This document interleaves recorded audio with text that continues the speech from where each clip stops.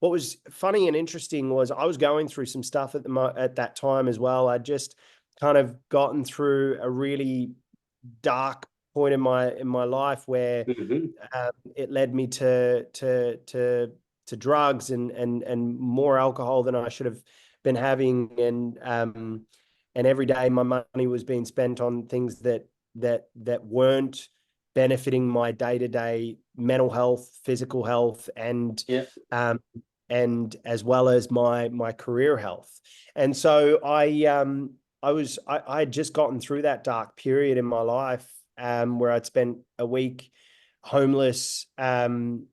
3, 4 of those days were on a park bench in Santa Monica, and the other days were just in a car, that a mate of mine had given me, not knowing that I needed it to sleep in it. Right.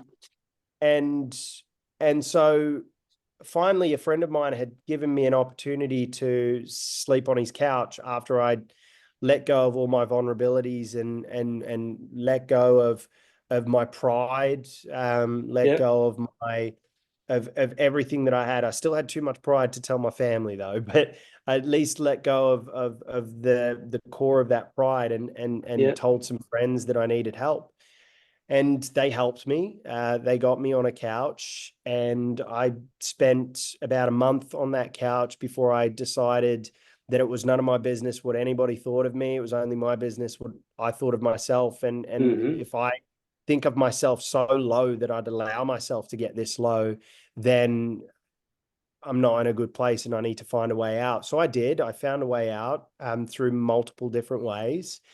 And one of those ways was putting up a note on the mirror, like I did when I was about 12 years old, or I wrote it on the mirror when I was about 12 years old, just as I entered boarding school in Hamilton. And in that note, it was very much very simple, saying that I'm going to tour with the biggest rock band in the world.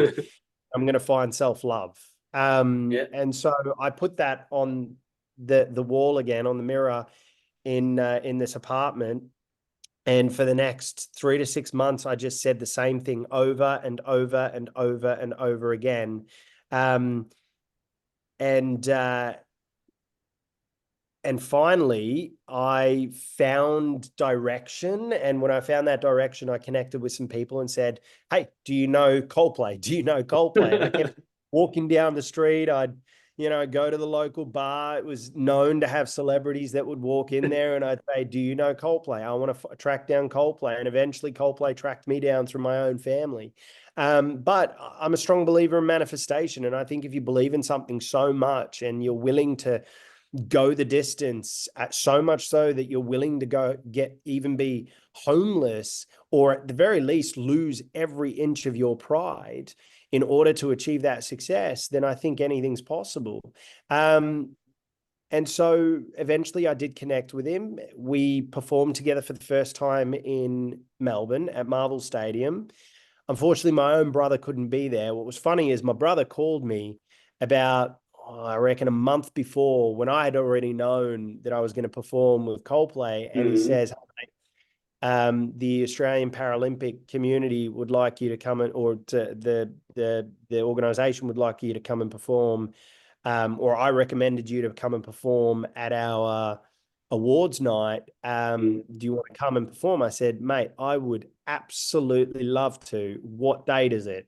And he says, it's November or December something. And I said, "Mate, that's the night I can't do it." And he goes, "You can't do it? I'm helping you, man. Like, I'm giving you an opportunity." I said, "Yeah, I know, mate, but the reason you're being shafted is because I'm performing with Coldplay, but you can't tell mum." Uh, and so anyway, I performed with, and mum was so annoyed and so angry at me that I wasn't there for my brother and all this sort of stuff. And long story short, I ended up performing with Coldplay that night. And afterwards, at sort of a pub we went to in Melbourne, I mean, it was everyone there. It was a weird but epic night. Shane Warne was there. It was Oh, extraordinary.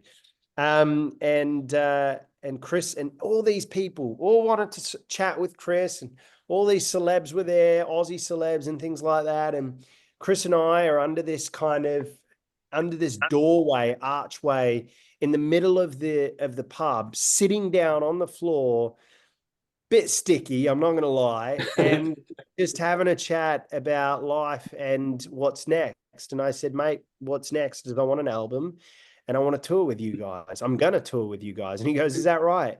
And I go, yep. And he goes, we can't do this tour, I don't think. I said, why is that? And he looks at me and he goes, do you have any songs? I said, no. I said, I had one song. And he looks at me and he goes, and that's why I'm not going to pay a crap ton of money for a bunch of covers. I said, fair enough. Long story short, we built a relationship. Around 2018, we started producing my album. And at the end of 2018, sort of mid 2019, the album was finished. End of 2019, start of 2020, I was getting ready to go on a tour with a bunch of amazing guests. COVID hit, tour was cancelled. And again, the difficulties of the world begun. But it gave me a chance to sort of reevaluate my life a little bit and pursue sort of a purpose in life. And I started pursuing that purpose. But then come 2022, Chris says, the tour is going to happen now, EK. It's going to happen around 2024. I said, amazing. I'm opening. Yes. He says, yes, you are. I